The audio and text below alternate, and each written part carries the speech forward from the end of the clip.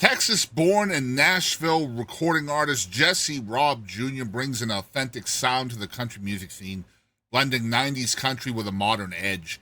His fourth studio album, What I Came to Do, was produced by Radney Foster, the legend, last year in 2024, and is set for release in July of 2025. What I Came to Do, the title track, is the current single released to radio and digital in January of 2025, is currently number 15 on the Texas Regional Radio Report. Jesse's career highlights include over 160 million Spotify spins on songs that Jesse wrote. In 2014, he scored his first number one on Texas radio as a co-writer on Cody Johnson's Dance Her Home. He scored his first gold record as a co-writer on Johnson's Dance Her Home. Featured on A Cowboy Like Me and the live album, his major label songwriting credits also include Made a Home, which was featured on the Human album, and This Old House, and Over Missing You on Leather Part 2, all by Cody Johnson. Jesse has been on tour with Kojo and opened more than 24 shows in the last 2 years. With a rapidly growing fan base and deep roots in the Lone Star State, Jesse and his band, the Known Associates, have become a fan favorite in Texas country, earning 11 Regional Radio Report number one singles, including 10 consecutive. Jesse is not just a rising star in Texas. He is a force to be reckoned with in the country music world. Jesse has shared the stage with an incredible list of artists, including Leanne Womack, Clay Walker, and Mark Chestnut. Known for his fun, high-energy performances and hanging out with the fans, Jesse and the band have been kicking ass, taking names, and growing in popularity. And this week, Jesse Raub Jr. graces us with his presence here on the Boston Chris podcast. Let's get into it. It's time to jive. It's time to mingle. It's time to see what everyone's drinking. It's time to jive. It's time to mingle. It's time to see what everyone's drinking. Until we all lose connection.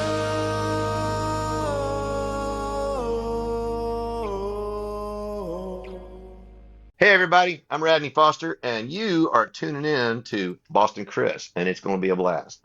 Trust me. Hey guys, it's the Boston Chris Show again, and man, I have been a big fan of Jesse Raub Jr.'s thing there 10 years, 12 years, and so we started doing this podcasting thing in 2016, and man, I've been wanting to chat with Jesse since probably 2018, so this has been a long, long time coming, and I'm really super stoked to chat with you today, man. Man, thank you for that. And I'm super stoked that you've been listening for 10 years, man. That's been a big part of our journey. So thank you for your support all these years. Appreciate you, man. Yeah, I'm just excited to have you on. And the new single is What I Came to Do, which is being promoted by Dylan Steen, who's a friend of mine, and kind of helped get this interview together. It's currently top 20 on the charts. It's probably going to go number one because everything you touch goes to number one. But we're going to include a live performance of this from your Vegas show. Tell us a little bit about the song and how it came to be, man. Man, I wrote this song with Jeremy Bussey, Scott Sean White, and Terry Joe Box on one of my trips to Nashville last year. And this was going to be one of those songs that we were trying to pitch to Kojo. And man, he kind of seen the song. I think he put this on hold and a couple other songs on hold. And man, this one just didn't make the album. And last year I had Radney Foster produce an album for me. So when we started pitching all these songs, Radney latched onto this song, was like, man, that's a great song. And man, we started trying to pick what song was going to be the title track of the album. And I was just leaning towards What I Came to Do because of, man, the context in the song. It's really about drawing a line in the sand and standing up for what we believe in now and really bringing back, moral and character and values into our lives and what's important. And going to Nashville and kind of recording on their turf, if you will, on our terms, it felt like we had accomplished something. And So to do that, I thought, man, why don't we just name this What I Came to Do? Because I felt like this is what we came to do. We accomplished that. So, that's where it came from, man. And Jeremy Bussey, Jeremy had this idea in the room that day. And Terry Jo Box, I don't know if y'all are familiar with TJB, but man, she's absolutely great. And Scott Sean White, I've wrote some of the best songs in my catalog with Scott, and he's been such a mentor for me for songwriting and really opening his toolbox and just kind of letting me get some tools out of there and put them in my box, and just really helping to hone my craft. Songwriting's like, I always say, it's like working out, man. If you work the muscle out, you're going to get stronger. And last year I think we penned about, around 75 or 80 songs.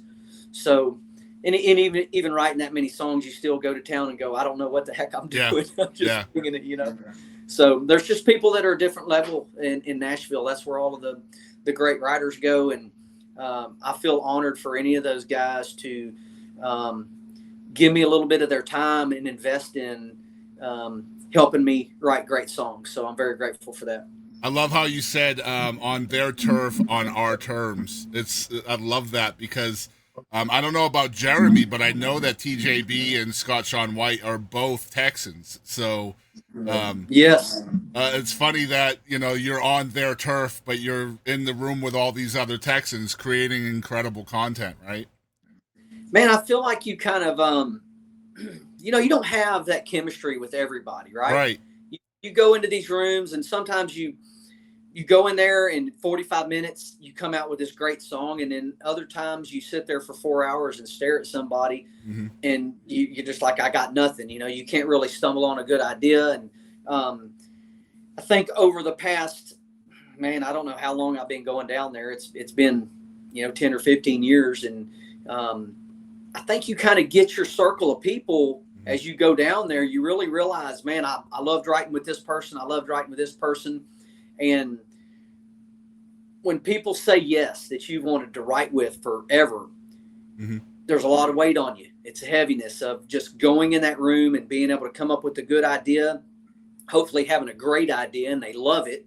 And really being able to hit the mark, because there's times you go down there and you think, man, I've got this great hook, right? And then all of a sudden you write it and it doesn't come out what you thought it was going to be.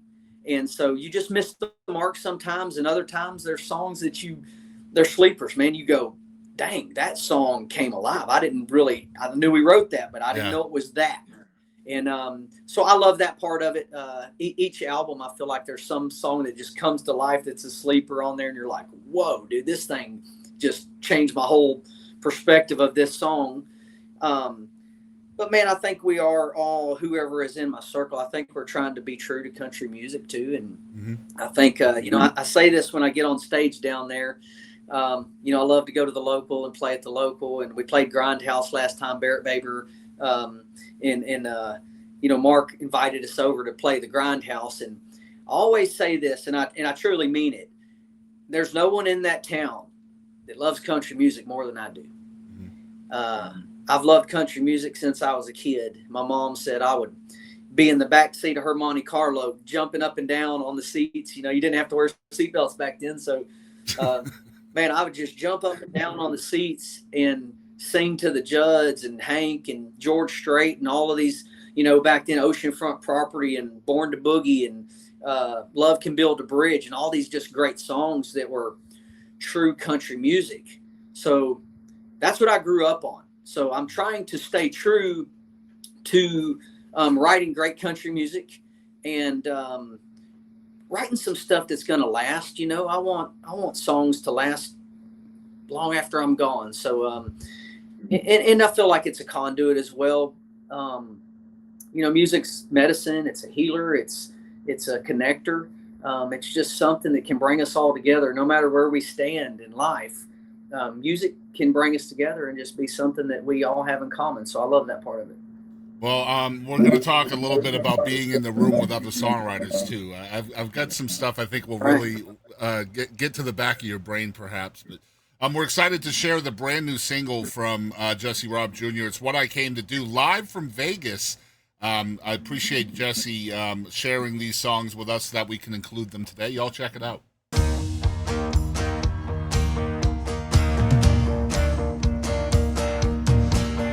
If I piss them all off for speaking my mind, if I'm standing by myself, drawing a line, but there ain't much bad they can say when my name comes up.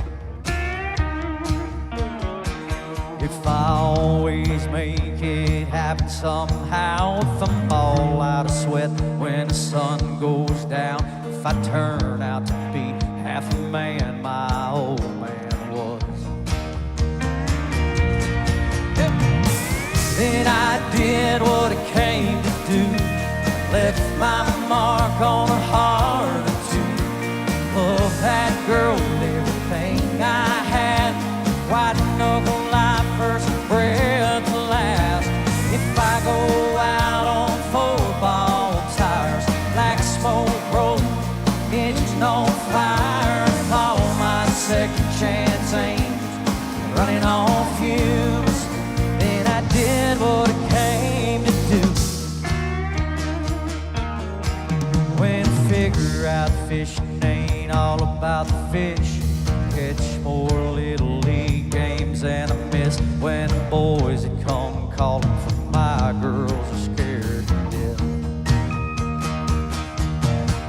If she feels like the luckiest woman on earth, if my kids know God and their mama come first, if I got a few friends that'll raise one up when I'm ashes to ashes and dust to dust, then I did what I came to do, left my mark on a heart or two.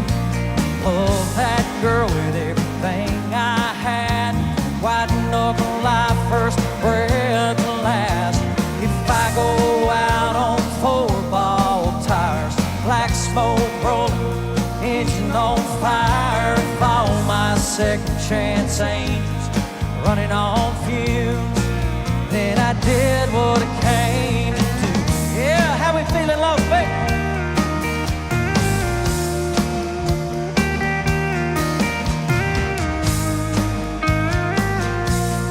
If you hear something in my song that makes you wanna laugh, wanna cry, makes you wanna sing along, then I did what I came to do, left my mark on a heart or two. Love that girl with everything I had, white knuckle life, first breath to last. If I go out on 4-ball tires, black smoke rolling, engine on fire, if all my second chance angels running on fumes, then I did what I came to do, then I did what I came to do.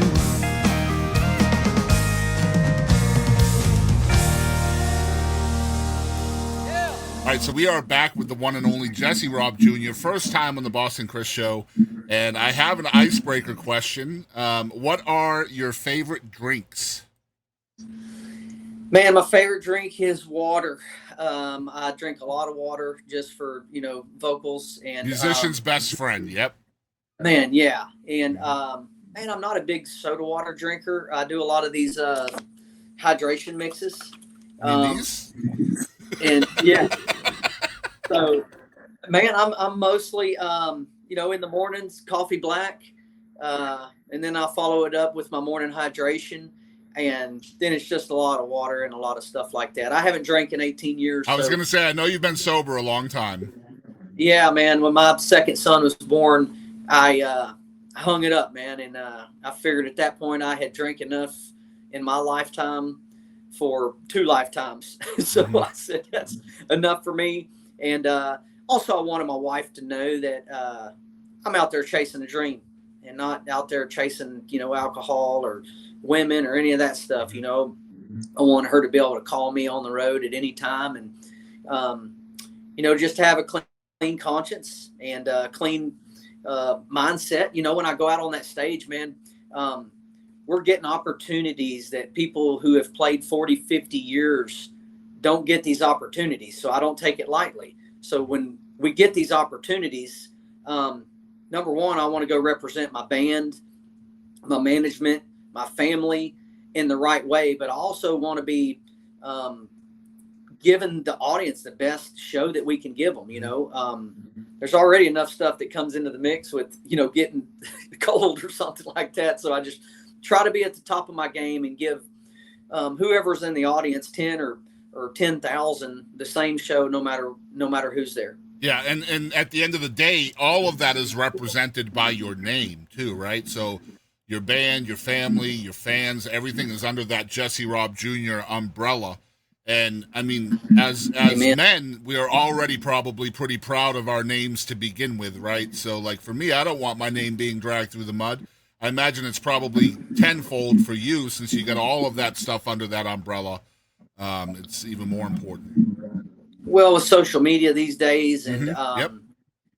when you've got 8 guys that travel down the road with, they're all representing you, and you're all representing them. So just trying to find that fine line of everybody having respect for one another and going, hey, when your wife shows up, I'm not going to be in there cussing in the room with your Right. wife, and we don't know who's showing up to these shows now. Whenever we get there and say we're doing a show with Kojo, man, there's reps from all over, from Warner and from radio stations and different places. So, we really try to represent at all times, with what's coming out of our mouth, what's coming out of our hearts, and just we want them to feel loved when they're there, and we don't want them to feel disrespected. We want them to know that, man, we're always going to represent in the right way. There ain't going to be no F-bombs and no dirty jokes from the stage. We're there to do business, and we take this serious. So I imagine you probably have a pretty serious vetting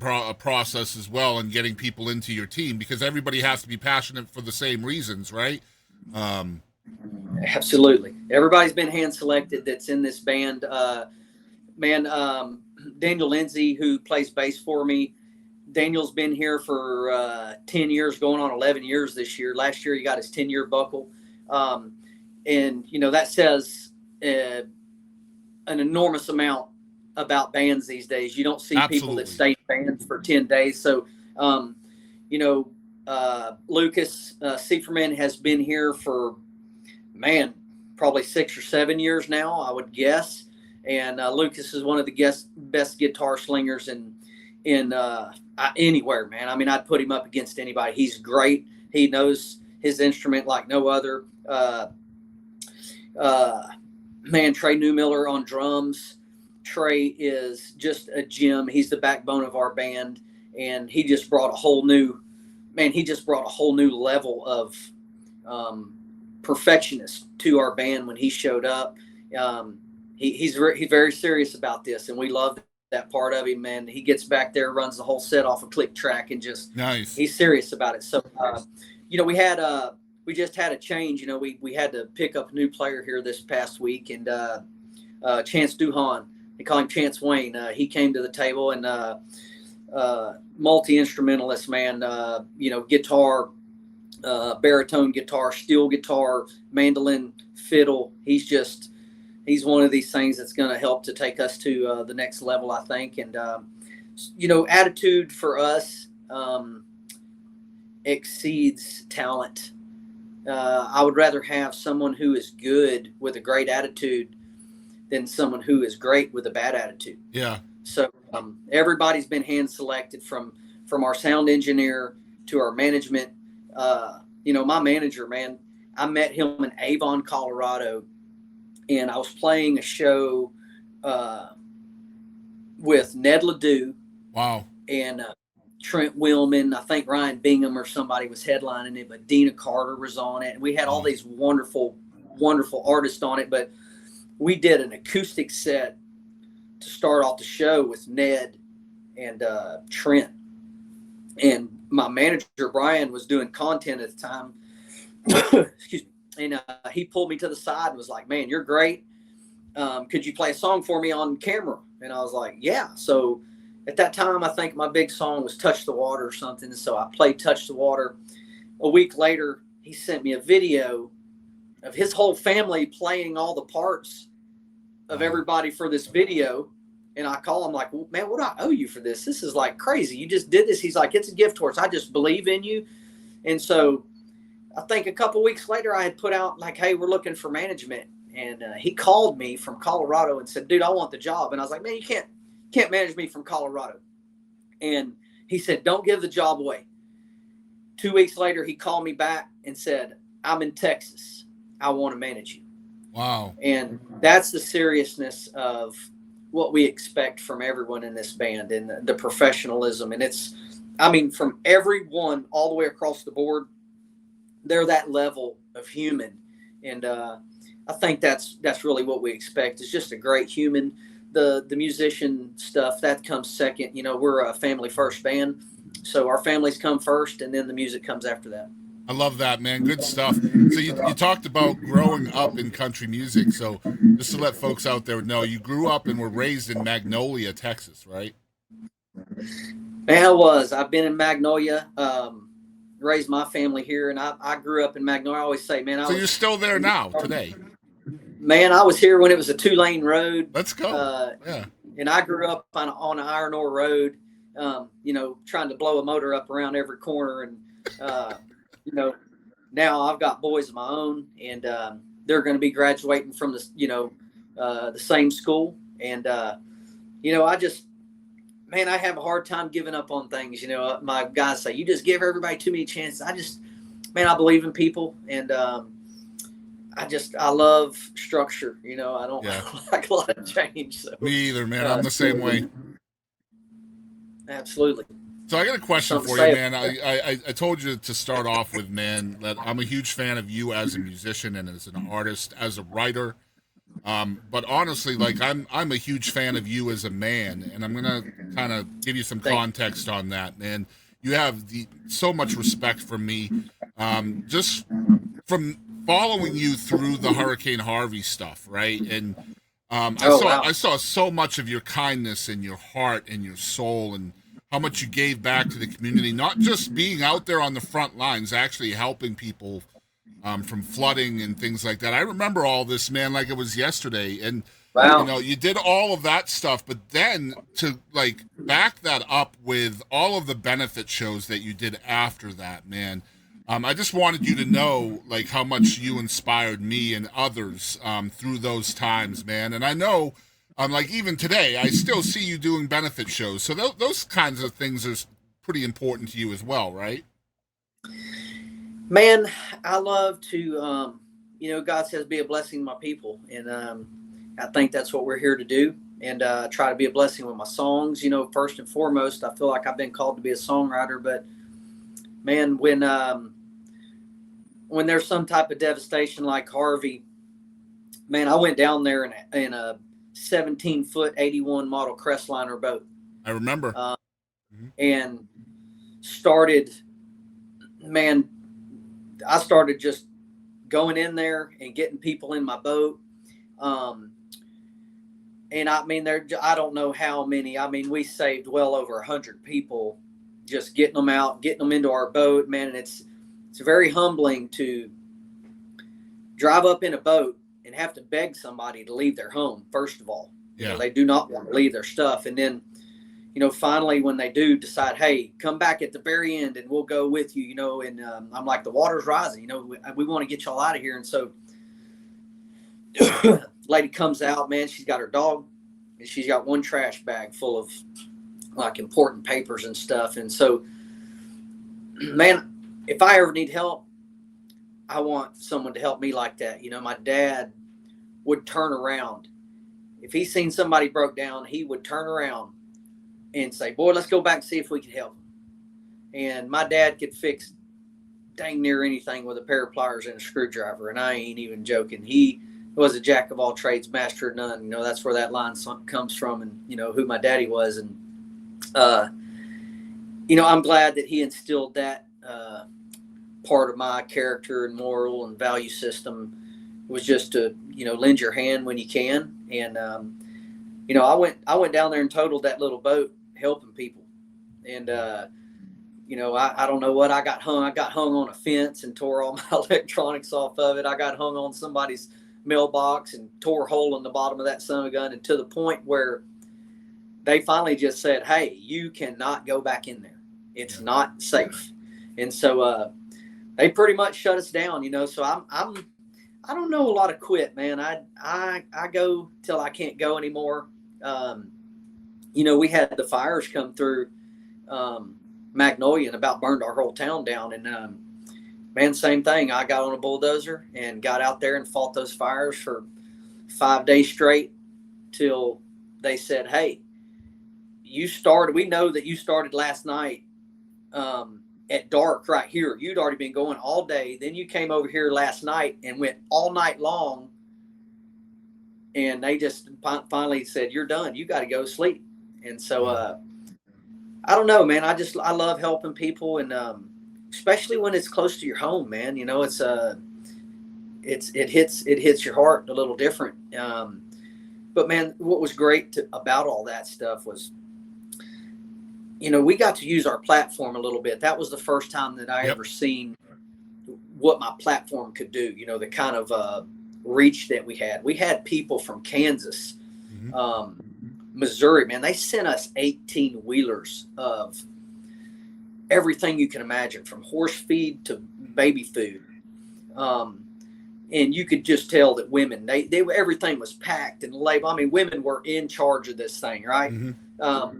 So, you know, that part of it really changed my perspective on what country music can do and what people will do, man. People are just, there's still a lot of great folks out there.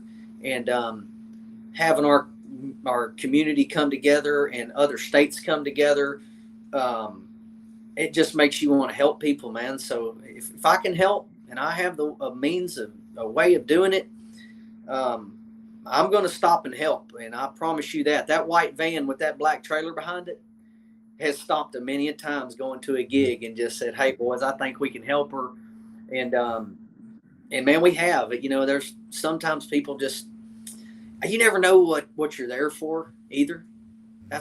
You may just need to have a conversation with them, or they may need to see a smile, or somebody say, hey, here's $20. You know, I'm going to try to help you the best I can. So I think that's what we're here to do, man. I'm going to do it every chance I can. Yeah, I just wanted you to know, man, that people notice, you know, I noticed. And there's so much darkness in the world, and Jesse Raub Jr. is a light in that darkness. And man, thank you for that. Yeah, thank absolutely, dude.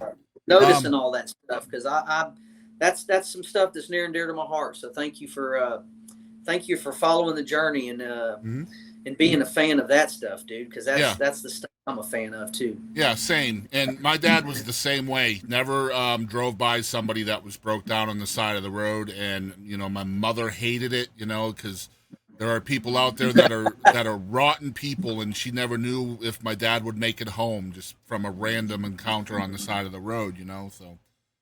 Let's bring that back, man. Let's bring back, please, yes, people for no dang reason, and you know, buying people lunch for no reason, and just paying it forward, and all that stuff, man. Let's bring it back. Me and you. Let's start the wave, baby. Let's do it. Yeah, I have a motto, man. It's on all my social media. Kindness is effortless. Doesn't take any effort to be kind at all. So, but yeah. And that's the other thing that I noticed throughout that time was the camaraderie of the Texas country community coming together. I mean, we must have seen, like 15, 20 different benefit concerts throughout the state of Texas just for Hurricane Harvey. I mean, it was just amazing stuff, man. Man, I think we went all the way to Chef's Barbecue to do one. Yeah. It was like me and Birmingham and oh man, somebody else. I'm sorry for not remembering their. Maybe it was like Brandon Ryder, I think. It could be. I can't remember, but dude, I just love getting to help all those folks, and I say yes as much as I can. You know, obviously, you know, we started a deal this year called the Raub Foundation. Because man, we can't say yes to every dang benefit in the world. You know, we try to donate to them or do the best we can, but you know, we wanted to give back and give back bigger. So we started the Raub Foundation this year, and I do a little festival down here in Texas, and you know, we just try to raise money and give back to our community. This year, we're going to try to give to the women's shelter in Conroe. And there's one over in Splendora for sex trafficked women. And we've been supporting the gala there at Lone Star Cowboy Church. They do a meat ministry where they give away meat to all of these shelters and try to keep these ladies with protein on the table so that they can, not go hungry and not be hungry and get up and be productive humans. So, we're giving to a few things, man. We believe in giving back. So I'm super proud of the Raub Foundation. This is our first year to do this, and we've got a lot of great sponsors, man. Gullo Ford. Is there a website for this Raub Foundation that I can put a link? Man, there is. The RaubFoundation.com. And man, we've just, Wood Forest, Gullo Ford, man, we've just got so many great folks that are supporting what we do. And they have been, man. I've been doing other festivals. I've supported other people for probably the past, 6 or 8 years. And, we've probably raised $500,000 here for our community. Congratulations, man. Super proud of that. So, we're just going to take it a little bigger and continue to give back, man. I think that's what we're supposed to do. So we get to mix a little bit of music with some people coming together and just giving. So it's 2 wins right there. Yeah, it's good stuff, man. Almost 30 minutes into the conversation, barely talking about music. That's the way it should be. Gotta love it. But let's get into the music a little bit, man. You mentioned a mutual friend earlier I want to chat with you about, and that's Scott Shawn White. I'm a huge fan of the songwriter, and if you're a fan of the songwriter, you have to be a fan of Scott Shawn White. I mean, this goes hand in hand. I wanted to talk about a little bit from your perspective, the impact of Scott on you, not only as a writer, but as a human, as an artist, because Scott he's so unique. And not just in writing, but the fact that he's back and forth between Nashville and Texas a lot. He's doing God knows how many shows a year. Always finds time to write with his his homies like yourself and Helene Cronin and others. Just what talk about the impact of Scott on you, man. First of all, Scott is one of my favorite humans, and same. If you know him, you know exactly what I'm talking about. He's just a wonderful human. He's a God-fearing Christian man. He's somebody that I look up to as a Christian. And I can't say enough about this guy. I met Scott. Both of us were at this deal called Texas Songwriter U, just to back up just a little bit. I was there. I went kicking and screaming, man. My manager signed me up for this deal, and I was like, man, we are way above doing songwriter competitions anymore. We had already had 5 or 6 #1 songs, and I just felt like, man, that kind of overshadows these younger songwriters that come into something. If somebody's there with 5 or 6 #1 songs on Texas radio, it just didn't feel fair to me, if you will. So no ego, no attitude. It just was like, it just didn't feel comfortable to me. But going down there, my manager said something to me that day. He said, hey, I don't need you to go win this thing. I just want you to go Miranda this thing. And if you remember when Miranda was on Nashville Star, she didn't win, but she won. She won. I mean, she went in there in 3rd place or whatever. And it was actually 6th. She finished 6th. There you go. So but she won. She was the big deal out of that. And so, my manager, Brian, he said, hey, man, go down there and Miranda this thing. He said, you have a way of making connections and getting the right connections out of each room that you're supposed to. Just let God work. Go down there, do your thing, sing your songs, see where it goes. And so went down there, shared some songs. It was Jack Ingram, Liz Rose, and Sean Kemp. Good Lord. And they also brought a guy in by the name of Mitch Ballard. Okay. And, jeez. And so it was my first time to meet Mitch, my first time to meet Scott. And Scott kept coming to me that week, that we were there. And as I would play a song and he'd look over and go, "Hey, did you write that?" And I'm like, "Yeah." And he's like, "Man, it's a great song." And then Scott would play something even better than I played. And I'd go, "Hey, did you write that?" And he's like, "Yeah." And then I'd try to top him every time. And it didn't, no matter how great a song I played, he would play something equally as good, if not better. And they came to my door one night and he said, "Hey, we're all going out." And I said, "Man, I'm not going to go out. I got a show tomorrow night after this is done. I've got to leave straight from here and go to sound check. So it's all right with y'all. I'm going to sit this one out. I need sleep, man. I've been on the road all week and then came to this and then got to go back out on the road. So I just want to sleep, not talk to anyone, and just relax." So the next day they awarded the winner, and Scott thought I was going to win, and I thought Scott was going to win. And neither one of us won. And I was like, Miranda it. yeah, I was like, this sucker had the best songs that I've heard in 20 years. And he was thinking the same thing. And little did we know, we thought we went down there to win some crazy songwriter contest. And that wasn't why we were there. We were there to meet each other. Mm-hmm. And when I left there, called my manager and I said, "Hey, man, there was one guy that was a phenomenal songwriter, and I would love to write with him. His name was Scott. Could you call and see if you could get something set up?" And so he said, "Absolutely." He called me back shortly and said, "Hey, Scott said he'd love to write with you.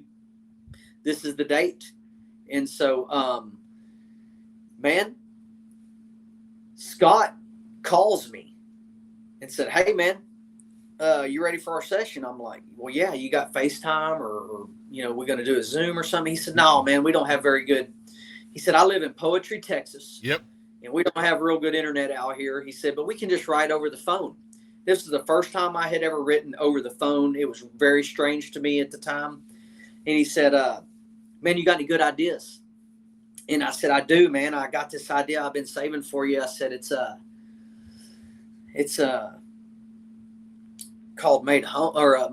I said, "Guys, man," I said, and I kind of did the setup for the song. I said, "Guys, we got one fork, one spoon, one knife, one plate, one cup. We're simple. But when a woman gets there, she makes it home." Mm-hmm. And she puts a rug over here and she wants 3 pictures here and 5 candles right here. And it's like, it becomes, from a house to a home. And Scott said, "I built the house. You made a home." And we started writing that song that day. And I think we got verse and chorus. And he said, "Hey, man, I got to go. Let's set up. I'll send you some dates and we'll do another one." So, man, he called me back and we finished that song. And I think Scott had been in Nashville for 17 years writing it. I don't know if he had ever gotten a major label cut like that, like on, we both got our first major label cut together with Made a Home mm-hmm. on the Human album for Kojo. Right. So that was why we were there that day, it wasn't to win a contest. It was to meet Scott and get our first major label cut. And man, from that point, Scott and I started writing so much together and spending a lot of time. If we were out on the road, he would come to Mississippi. I think he showed up in Columbia, Mississippi, and Tulsa, Oklahoma, and he would just be out there on the road and go, "Hey, can I come by the show?" And we'd post up in the green room and start writing country music. And now it's evolved to us spending a week a month in Nashville together and getting some of the biggest bucket list songwriters that you've ever heard of mm-hmm. to say yes to writing songs with us. I've seen the pictures. I've seen the pictures. They're not crazy. It's crazy, isn't it? It's like, nuts, right? I gotta just pinch myself sometime, and I tell Jake, I spend a lot of time down there with Jake Bush as well, and it is crazy to us for these guys to invest their time in us. Mm-hmm. But man, not only that, but to come out with such great songs, man. I mean, I used to think that I knew a little something about songwriting until I went down there, and it was a rude awakening for me that you don't know jack about Jack. Mm-hmm. And I started beating my songs that I had that I thought, man, when we did Blame It on the Music album, I thought, man, it's the best thing I've ever done. And then we did the Sitting Here album, and I thought, man, this is the best thing we've ever done. And then we had the Real Simple Country, and it was great. And then, the stuff that we did with Radney this time, it's like, how are we going to top this? Mm-hmm. You really start questioning, man, what are we going to write that tops this kind of stuff? And so, man, as all these demos start pouring in, I'm just over here smiling and going, man, God has shined down on me and just blessed me with a lot of wonderful friendships in Nashville that I never always thought, man, I just want to play some big shows and get a #1 song, right? And, man, God's dream was way bigger for me than I ever could have dreamed it. I never could have thought in a million years we'd be playing all of these arenas that we're playing. We played our first stadium this year. Mm-hmm. Man, we played the Ryman Auditorium. And I just cried all day. I bet, man. Holy crap. Man, I walked up. They gave us a little Jimmy Dickens dressing room and Johnny Cash's dressing room. They gave us 2 dressing rooms. And me being me, I was like, we don't need 2 rooms. We don't want to mess up 2 rooms. Right. Just Yeah. stay over here. And they're like, no. Y'all get both these rooms. And so, man, I walked around the corner and there was a picture of Hank Williams on the wall. And it took me back to singing karaoke before I even knew how to strum a guitar with my uncle and, my dad, and just singing all of our favorite songs. It took me back. And, man, I walked back in that room and I picked up my phone and I started reading the text messages, and that was a booby trap, man.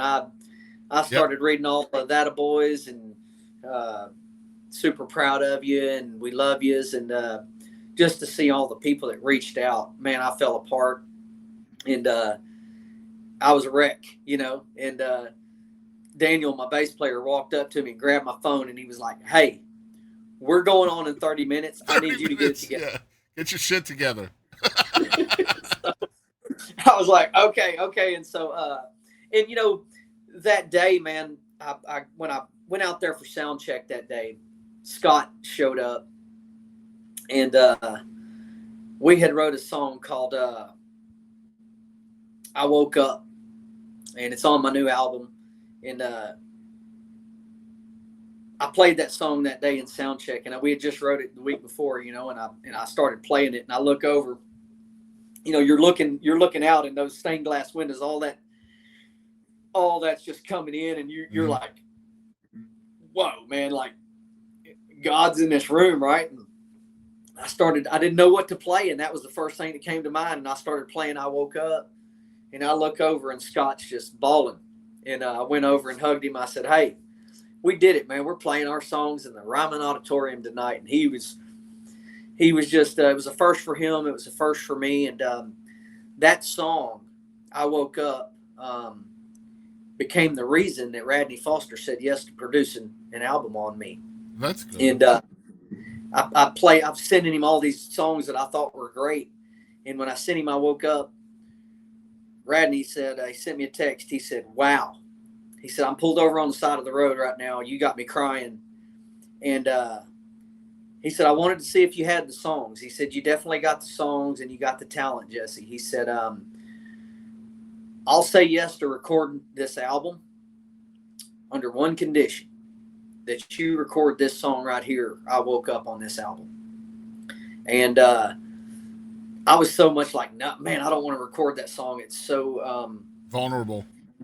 Oh man, it just shows a vulnerable side of me. And I was like, man, I can't have my kids listening to that. And he goes, dude, that's your story. And not just that, but you got to play it all the time, right? Like if it resonates with people like it should, you're going to have to play it every show. Man, the first time I ever played it, I was playing Red River Dance Hall in Tomball, Texas. And there was a biker standing in the front row, tattoos everywhere, man. And I had him bawling. and he walked up and said, "Dude, I'm there right now, and I need to get it together." And he said, "Dude, you just changed my life with that song." And so that's why we do what we do, you know, being able to connect with somebody on that level, and whether it's tears or it's laughter or it's love, I want to make you feel something. And, well, it's flattering to know people are listening too, right? Like, it's got to be. Amen. Seeing people sing our songs in North Carolina, in Grand Rapids, Michigan, to have people singing your dang songs in the front row, you're like, man, this is crazy to me. Honestly, I still can't believe it, and I feel blessed, and I'm just very humbled by all of it. Let me ask you this, Jesse, because you just took us on kind of a tour of all the rooms you've been in, right? Whether it's arenas and stadiums and the writing round rooms with Scott and all these massive writers that you look up to, and you know the situation you're in. The studio with Radney Foster, like all these places that you find yourself in. Have you gotten to the point where you feel like you belong in those rooms? Because you talk about being humble, but you have to also know that you belong, right? Man, now I do now. When I first started going to these rooms, I questioned myself. I'm like, what the heck am I doing down here? And, you know, you have people tell you you're not that level. You ain't going to bring nothing to a room with those guys. And when you go down there and you start producing and you start bringing great ideas to the room and you start having great lines, and people just fall in love with your lines in the room, you really feel like you're a part of that song.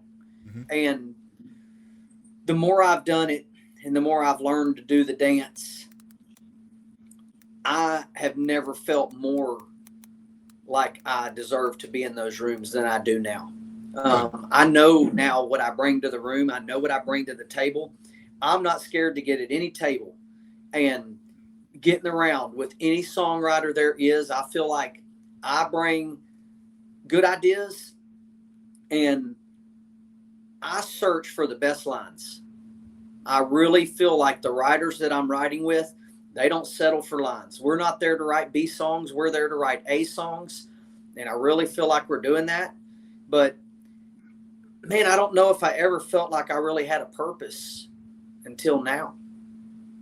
Now that I know what I'm here to do, man, I feel like I'm right where I'm supposed to be. And you're 20 plus years in this business now, and it took that long.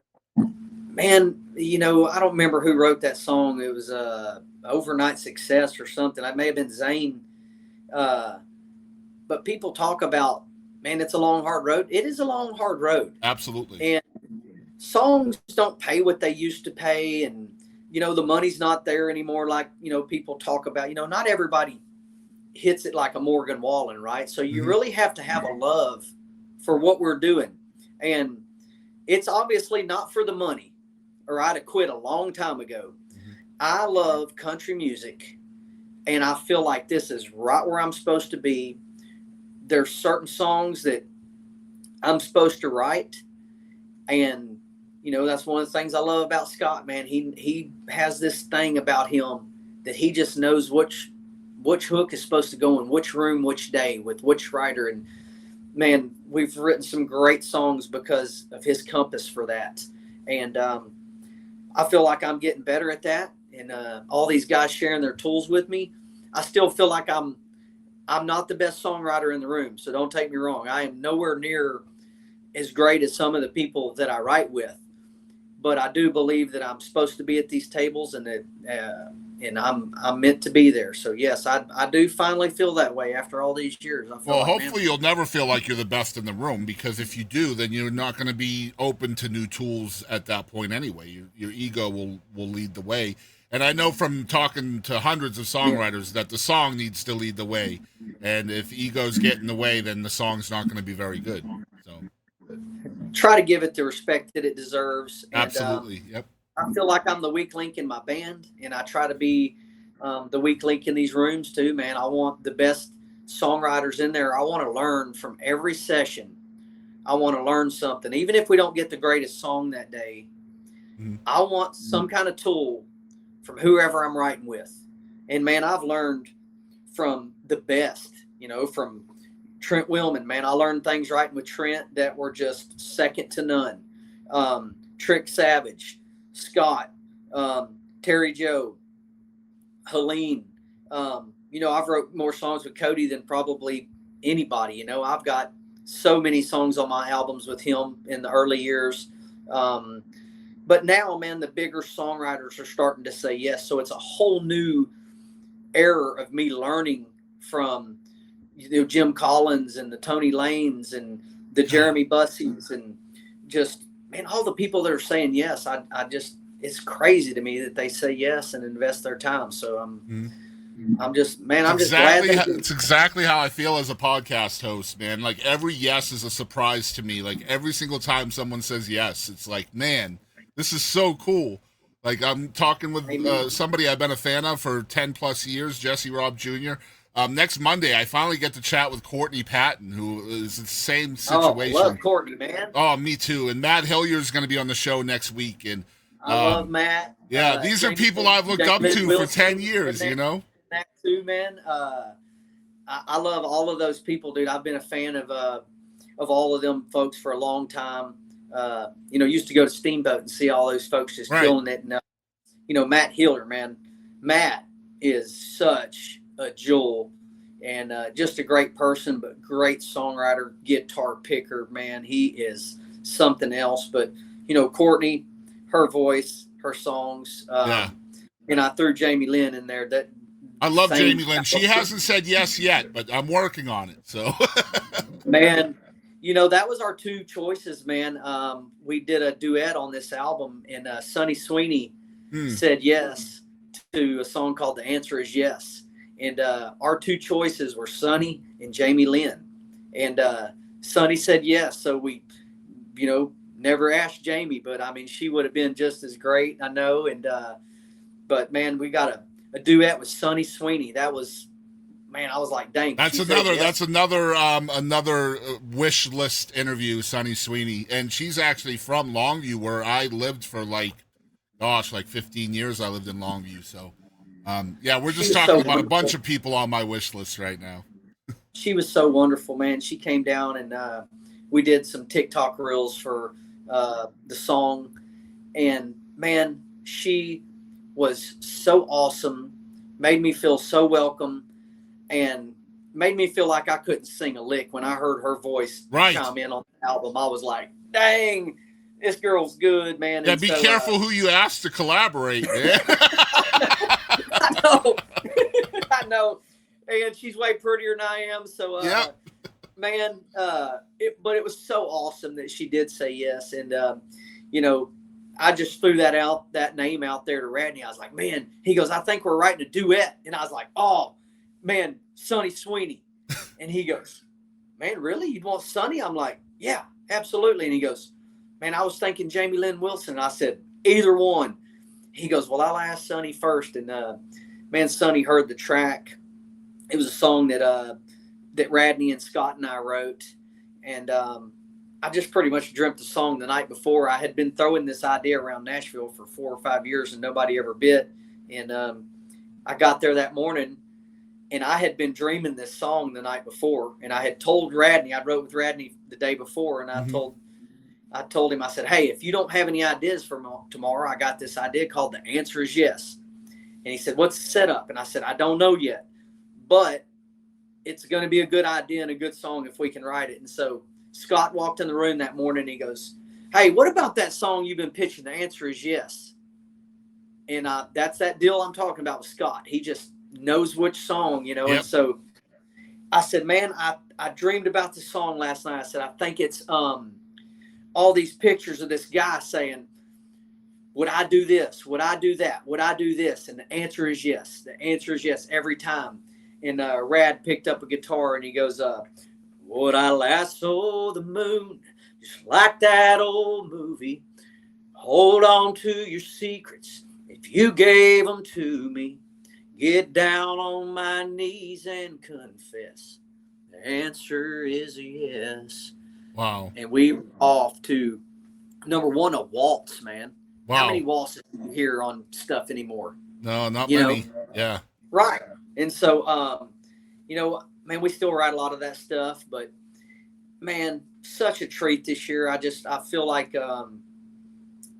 man, to go into Nashville and have all these friendships going, and also all of the friendships that I have all over Texas with, you know, all of the radio stations, man. I did 7 tours across Texas, 60 stations, 6 weeks. Wow. 6,000 miles, 60 stations in 5 weeks, 7 Wow. times. All in Texas. So, man, Texas, Oklahoma, Yeah. Kansas, a little probably. bit of man, we did some Kansas, some Colorado, man, wherever they would say yes to Yeah. listening to us. But man, just created so many wonderful friendships over the years with all of the, you know, man, DJs and I mean, I've just had 20-year friendships from program directors to DJs, and you know how everybody moves around. So, you know, you'll go to another station and go, hey, you're here now. Yeah, So yep. it's just, and man, when we get to go to the award shows and stuff, we don't get to see all those people all the time. So when we do get to go see Rubbing them, it's elbows. yeah, it's so wonderful to me. I just love. I getting love to the see award shows, man. It's always cool to see everybody in one place, and it's always a good way to meet people that you've always wanted to meet too, right? You know. Come on down, man. You need to come to one of them. We got a couple of them in Texas that are Yeah. worth Oh, I going know. to. No, I've been to them before. Yeah. Yeah, Yeah. man. So I always enjoy them. If I'm not playing somewhere, if I can get off and go. So Yeah. we just enjoy it. Getting to see everybody. That's my favorite part. You know, we Same. don't care if we win. My favorite picture I have to this day is me in the middle with Daryl Dodd on one side and Pauline Reese on the other, man, from Arlington Music Hall. I love both of those people, man. Same. So I got one more question before our brief break. We'll take a brief commercial break here in a minute, but we talk about pitch songs when you are a songwriter, and the thing is Jesse Raub Jr. is not just a songwriter; you are also an artist in your own right. So when you're writing songs, I want to hear from your perspective. How do you choose which ones are going to be pitch songs and which ones are going to be artist songs? Like, what are some of those factors?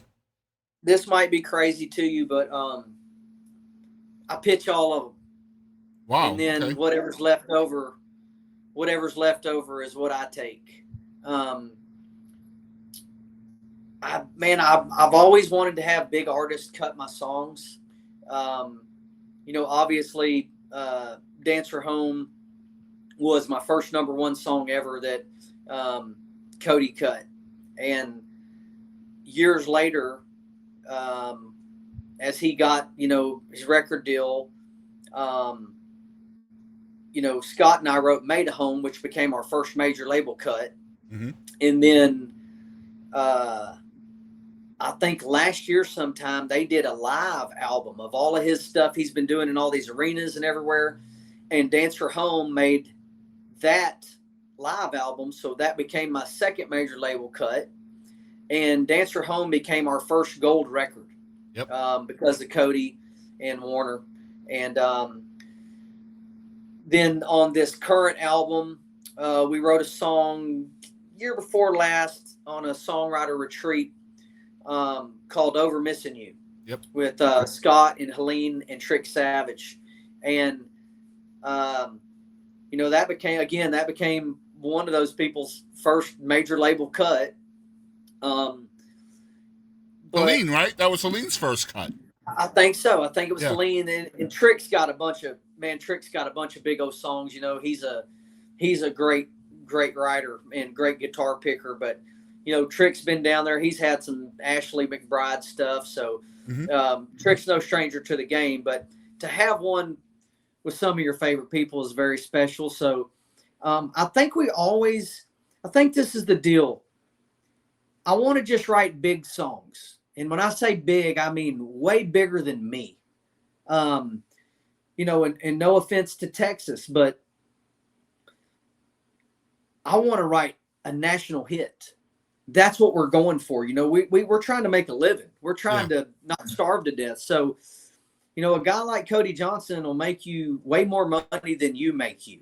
Mm-hmm. So I think all the songs are pitch songs, in my opinion. Until I get to a certain point, I want big artists to cut these songs. And I think everybody's in there kind of investing their time in us too, hoping that we can get a cut, because a lot of these people that we write with, they're not artists. You know, I've got the artist channel, which goes with the merch channel, which goes with royalties, right? Yep. Well, a lot of these people in Nashville, they just have pub deals, so they get their publishing money and they get royalties off of whatever they're writing. And that's so they want to get a big old cut. Yep. And if I'm not hitting it big, you know, all over the place, I'm not going to make them a lot of money. You know, I may make them $100 versus getting a cut with, you know, a Kojo or a Morgan Wallen or a Laney or Ashley McBride. One of them people, they're going to make you a lot more money than you make you. So, man, I feel like all of them are pitch songs.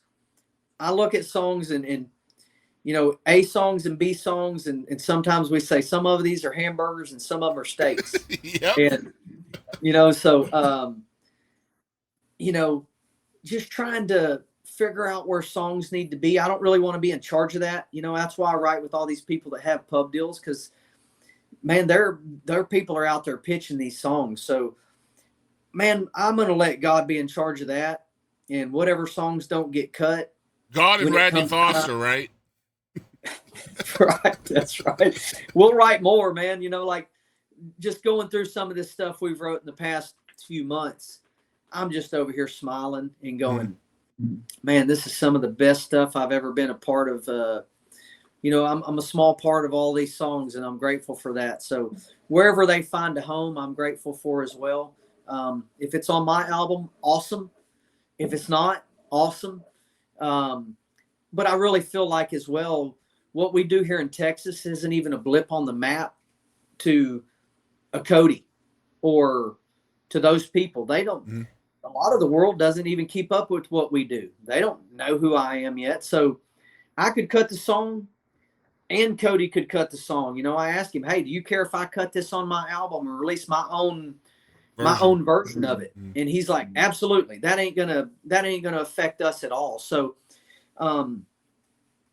I think we try to stay out of their way and let them get theirs out first. You know, we want to be respectful of that. But I think as a songwriter, if you got 3 people that wrote a song, I want to see all of them cut it at some point. I agree. You know, you're generating more like that anyways. So, but I've always been one of those guys, man. I'm going to take the last room.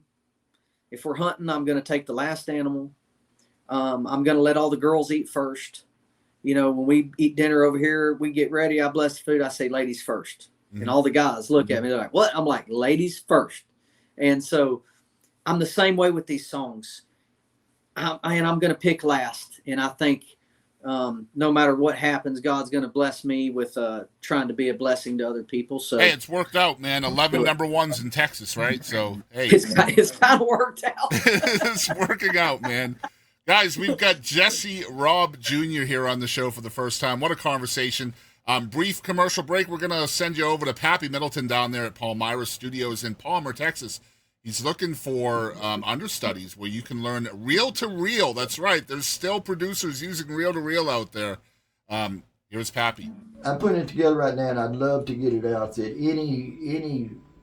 any student, I don't care how old you are or what, if your heart lies within this kind of domain of the sound, playing, any of that, I'm gonna start, taking one day out of every, couple of weeks and invite students in for a very small charge, and I will tell you whatever you want. Any question you got, I'll try to answer it. Well, I will certainly put that out there. I'll make this a little ad for you, and we can share it. Because they'll have full access to the studio, everything. I can tell them everything about how all of this started from analog into the digital world, and you'll be able to have hands-on. And I'll show you why analog sounds better than digital. Amazing. Yeah, I'll definitely cut this out. I'll make a little pad out of it, and we can share it everywhere. That's awesome. Absolutely. Because I'd love to do it. That's my legacy, is to leave with. It's the pass it down, right? Yeah. I mean, all right. So we are back once again, Jesse Raub Jr., and we're gonna put another song right here. This is the big single, "Beer's Better on a Boat," with you and Clay. Tell us a little bit about this song. Man, this song was written at the same writer's retreat as Over Missing You. And I had picked kind of some younger guys, if you will, to come in. And I was like, man, let's just pick some of these younger guys, invest a little bit of time in them, give them some tools out of our toolbox. And so I told Clay, I said, hey, you got one job, bring a good idea. And so Clay showed up with one idea. And he said, I think when he walked in the room, he said, beer's colder on a boat. And me and Scott were like, no, it ain't.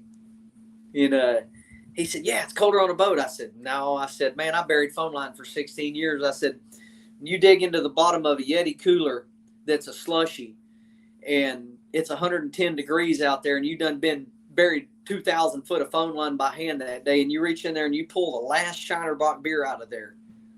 That's cold. And he goes, all right. I said, when Scott goes, man, it's better on a boat. And so there he is again, knowing what to say. Yeah, well, he's just him and Helene have done this so long. Mm-hmm. Man, they're already to the end of the song a lot of times, and they've already went through some roadblocks that, and they know how to get through roadblocks, and they know to go, hey, man, this word right here is messing up everything. Let's go back and change the rhyme scheme right here. Yeah, what a gift. They've just got some tools in their toolbox. So, try not to battle in the room, and let the people that know more about what you're doing sometimes kind of have the right of way. But man, we got on that song in the Clay, I had this line that I was working on, and Helene was working on it with me. Boy, she was on it. She loved the line, and I said, man, we used to get somebody's flat bottom boat, a John boat. We'd carry a John boat on our head, and somebody'd be carrying a trolling motor, and somebody'd be carrying a battery. And we would go jump fences and get in people's ponds and fish all day with a borrowed John boat. We'd take a battery out of somebody's dad's tractor, and somebody snagged somebody's trolling motor off the wall, right? And Clay looked at me like a cow looking at a new gate, and he was like, what? Y'all did that? And I'm like, yeah, man, we did that. I said, you lived a sheltered life. I said, take a leaky flat bottom as long as it floats, because beer's better on a boat. Wow. And Clay was like, I don't know, man. I don't know. I don't know if people are going to take a leaky flat bottom. And I was like, man, we had to have a coffee can in our boat because we had pale water every once in a while. Yeah. Still fishing. And man, I think it was about, I don't know, man, probably 6 months later, it came to me, and I said, man, if we're trying to reach from 9 to 90, we want to be from the poor to the rich, right? Mm-hmm. And so it became take a yacht or flat bottom as long as it floats, because beer's better on a boat. Wow. And I played it in Cabo year before last, and Clay looked at me and he goes, you fixed it. And I said, I fixed what? He goes, you fixed the line about the leaky flat bottom. I was like, oh yeah. And so, man, when Clay found out that I had fixed that line, he goes, I want to cut that song. And I said, man, absolutely, cut it. And so he goes, I want you to sing on it with me. And I said, I'll do whatever you want me to do. And so, man, I call Clay the mayor of Port A, man. He had so many connections in Port A. Everybody loves Clay down there. And he got us a yacht. He got us the other little boat that we were fishing off of for our video. And, man, we got a budget to do that music video. And, Brian came in and produced the video for us that was just stupid good.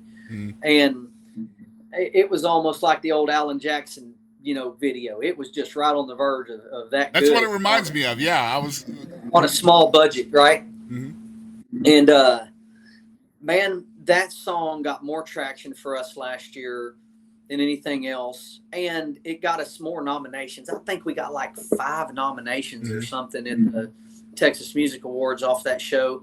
And again, it's not about winning; it's about just having your name circle that room. So People we felt, noticing, right? Just people noticing. yeah. We weren't there to win. We were there to, we got beat by Wade Bowen, so it was like, you got. Yeah, that's you lost tough, to Wade. right? Tough. Okay. That's tough. Yeah. And so we lost to Wade Bowen a couple of times, I think, with those nominations, and I think we lost to Jamie Richards and man, I'm drawing a blank on the young lady's name, but we lost to some great folks. Like, how do you, one of our songs got beat. We were trying to get a cut with with the song called "You Had to Be There" this year, and Cody loved the song, but we got beat out by Alan Shamblin, who wrote "The House That Built I Me." love right? Alan Shamblin. Oh my gosh, yes. I was like, we lost to Alan Shamblin. That's tough. That's a win. Yeah. That's a win. To have your song go up against Alan Shamblin songs. Yeah. Yeah. Okay. There you We go. lost to Alan Shamblin. Runner up I'll is never good in forget that case. Yeah, absolutely. Absolutely. So, Man, we're excited to show this live version of Beer's Better on a Boat, live from Vegas. Jesse, again, thanks for letting us share these songs with folks out there. Y'all check it Absolutely. out.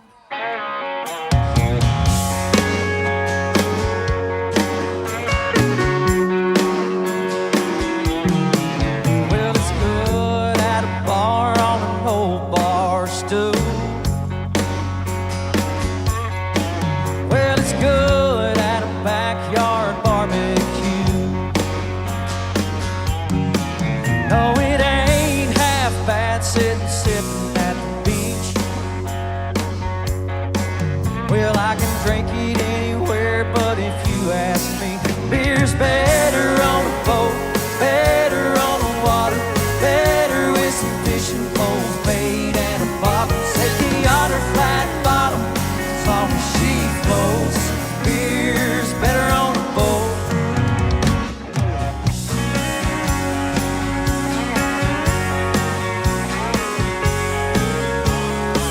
Well, long necks, tall boys, and all of my friends headed down to Vegas for a 3-day bend. Gonna empty that Yeti just as fast as we can. Get stopped at the dock, fill her up again. Beer's better on a boat, better on the water, better with some fishing poles, bait and a bobber. Set me on her flat bottom, as long as she floats. Beer's better on a boat.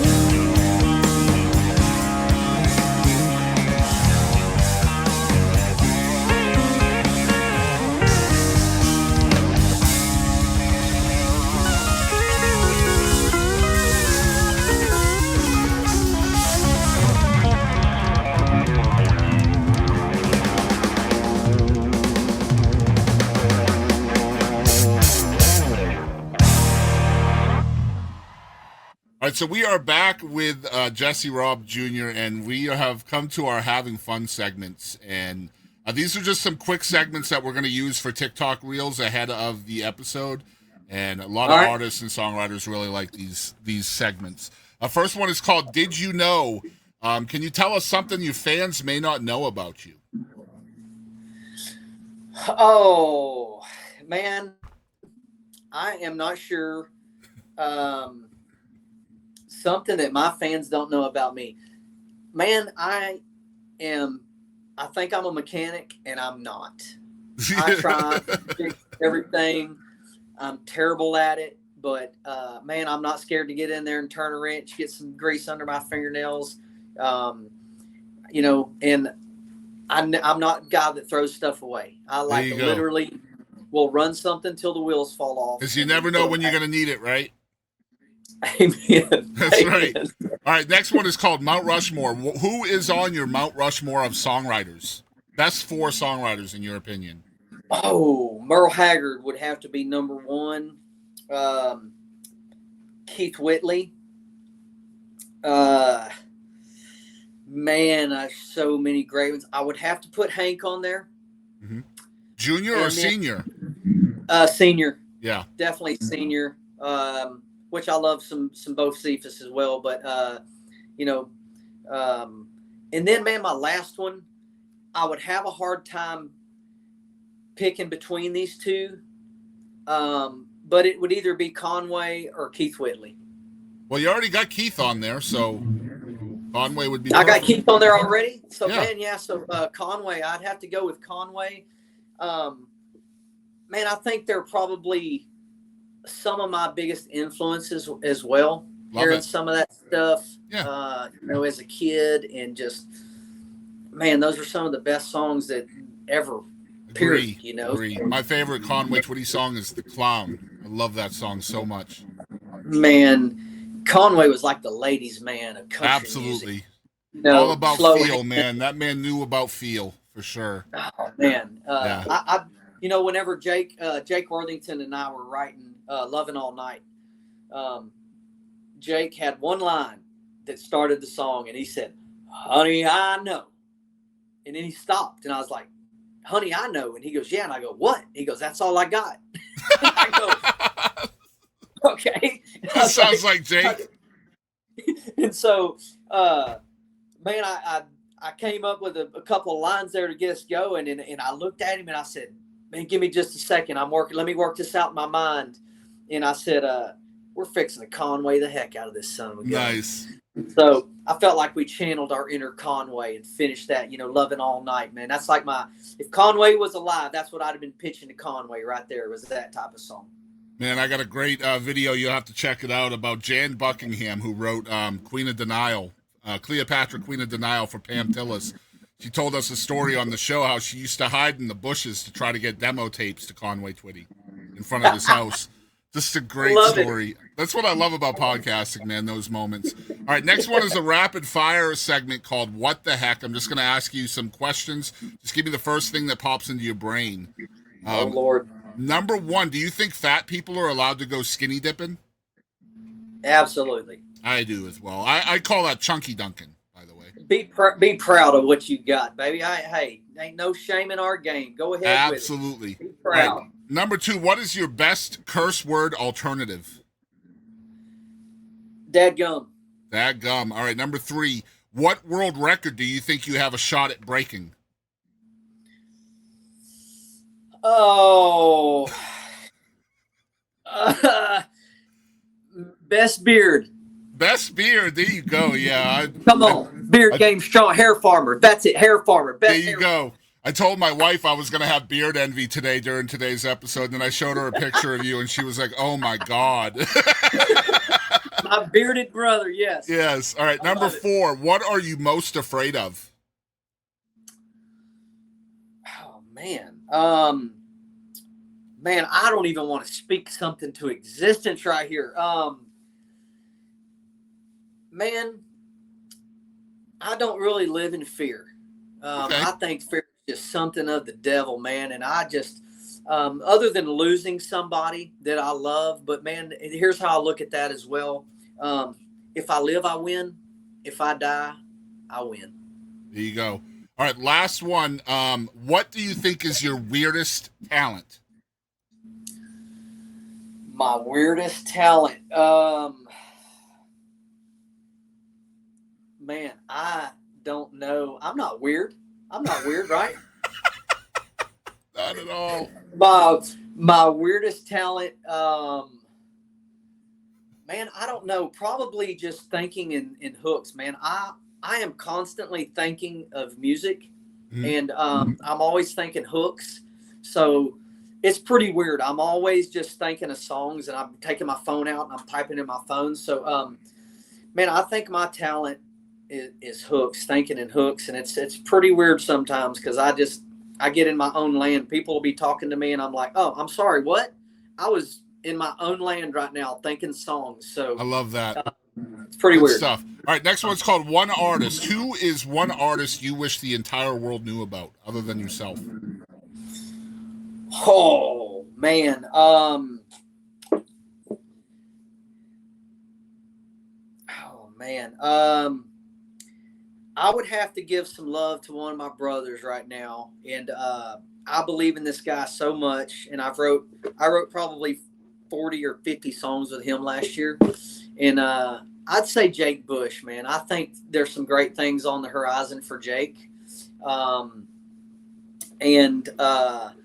other artist, I'm going to say two. And this is a TikTok chick that I found out about. But Belle Franz, I believe. If you haven't heard of her. I know who she is, yeah.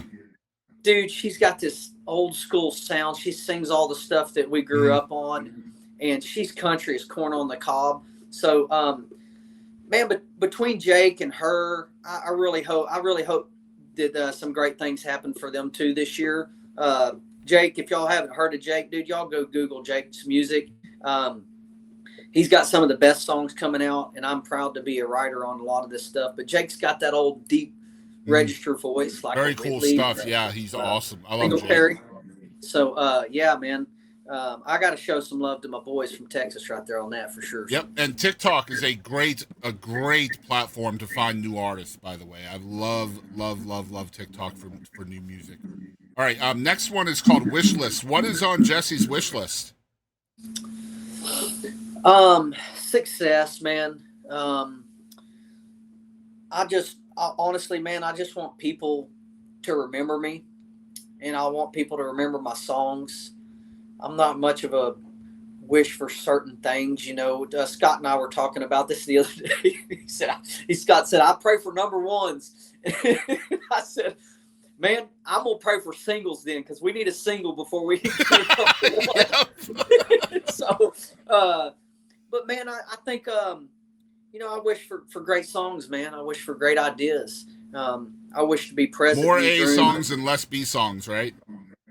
Amen, man. Just success, and not just for me, man, but for all of the people around me. You know, I just wish good for everybody, and you know, man, just that I can show more love, spread more love, and have more patience, and just show more kindness, and spread some joy, the fruits of the faith, man. I just, you know, love, joy, peace, patience, kindness, goodness, faithfulness, self-control. Just to be able to spread that with everybody, and for them to see a little bit of that in me, and you know, just hopefully, man, I brighten somebody's day with my post or something like that. You know, that's what I wish. Love it. All right, I got three more. Next one's called Personal Best. This does not have to be music related. What do you think is your personal best accomplishment so far? My obviously my boys, you know, I think those are two of my biggest accomplishments, and I'm super proud of those two things more than anything. When I get to the end of the road, you know, I'm not going to say bring me all my number one hits or bring me all my money. You know, my friendships, my boys, my marriage. I think those are my, you know, I was married 20 years this year. So, congrats, man. World, I think that's a huge accomplishment. And, my wife deserves a medal for putting up with my crap for 20 years. Yeah. That may be a hurricane. Yeah, for sure, man. Man, there's always, you got to have a good woman, man, especially in the music business, and just having that almost silent support, right? Behind every good man's a good woman. Absolutely. So next one's called Moment of Gravity. Now, this can be like event-based, or maybe it's a person, but basically looking back in your life, is there a moment of gravity where you feel like that moment is what really led you down the path that you ended up going on? Yeah, man, I remember it very vividly. I was burying phone line in Tomball, Texas. I buried phone line for 16 years, and I was sitting in front of my old Dodge truck, and I knelt down and started praying, and I said, Lord, I'm not ungrateful. I am not ungrateful, so please don't take this the wrong way. You know my heart, but I hate this job. I hate going and people not appreciating who I am and just being thought of as a number. Everybody's not happy to see you when you get there. And at that moment, I had a revelation and felt like I heard God speak to me and say, I didn't design you to be a ditch digger. And at that point, I thought, my teachers always told me, you talk so much in here and this and that, you're going to be a ditch digger. And I did. I was a great one for a long time. And I think I had 5 #1 songs at that time. And I came home that day after praying that prayer, and I walked in the back door. My wife was sitting there washing dishes, and I said, I'm going to quit my job, go play country music, and write songs for a living. And she turned around, washing dishes, and just went, okay. And I went, babe, this is a terrible idea. I was hoping you were going to talk me out of this. And she goes, nope, I've been wondering if you were going to do it. And at that point, it was a realization for me that I did not want my boys to look back, and I didn't want to go, I could have done it. I should have done it. I could have done it. You know, I've heard all these great folks in our town, you know, that had a chance, and they always say, man, if he'd have done, you know, if he'd have chased it, he could have done it. And so, man, I feel like the ones that made it never gave up. And so at that point, for me, it was just, hey, I'm going to go do this, and I'm never going to give up at it. So, man, I quit a full-time job making $250,000 a year to go be a starving artist. Mm-hmm. And I had watched this deal by Dr. Miles Monroe. It said, it's called The Power of Vision. And all that kept coming to me was all true visions will be tested for authenticity. And wow. So I quit my job. We started on this tour with Cody doing, you know, we played the Toyota Center in Houston, and we played the BOK Center in Tulsa, and we played Silverstein Eye Arena in Kansas, and Hartman Arena, and we were doing all of these huge shows, and COVID hit. And again, I heard all true visions will be tested for authenticity. And so, man, I started writing every day. I was like, well, if I can't go play music for a living, I'm just going to write songs every day. And so, man, I started writing 5 days a week at that point. COVID was like what just kicked me into gear to just try to write songs every day. And so, man, I was banging 2 or 3 songs a day, 5 days a week. Wow. Good stuff, man. Last one is called Who Do You Think You Are? Who is Jesse Raub Jr.? Man, I think that I am a child of the Most High God and Jesus. And I'm very proud of who I am. I'm very proud of where I came from. And I feel like I am just like everybody else. I put my pants on one leg at a time. And I just have a really cool job and get to do what I love. My wife says I'm retired because I hunt, fish, play golf, and play music. So there you go. I can't argue with her. I mean, I'm pretty much, it don't suck to be me. So, no. It's kind of a plan that worked out. And, but man, I'm super proud to be a country music songwriter. country music junkie. I love country music and I love Jesus, and I just, man, I love my life. I'm literally living the dream, so I'm super proud of that. So 2025 is going to be a big year for Jesse Raub Jr. He's alluded to it many times over the course of our chat today. The fourth studio album, What I Came to Do, will be out in July. Again, this is the one that he's talked about, produced by one of the legends of music of anywhere, really. I mean, Yeah, we're talking about a Texas legend. Radney Foster is not just a legend in music, but honestly one of the good guys in our industry. And man, you got to be super stoked about the release of this thing, right? Man, I am. We're trying to release as many as we can so that we can, peg the needle as much as we can on Billboard. I think we got to release 6 songs in 6 months, and I've picked some of my favorite songs that I think are going to move the needle. We're only going to have time for a couple of radio releases. Radio plays these things for so long, only got time for a couple. So we've got our, What I Came to Do. Man, I haven't been watching it. I don't really watch them anymore, but you said we're in the top 20, so we're still climbing, and we're grateful people are calling and requesting it at their favorite local radio station. Last I checked, it was 15, just so we know. Oh, wow. So, Hold Your Horses is going to be our second radio single, so we already have that picked, and I'm super stoked about that song, a Clint Daniels song, and Clint was gracious enough to say, go ahead and cut this thing, man. I just fell in love with it.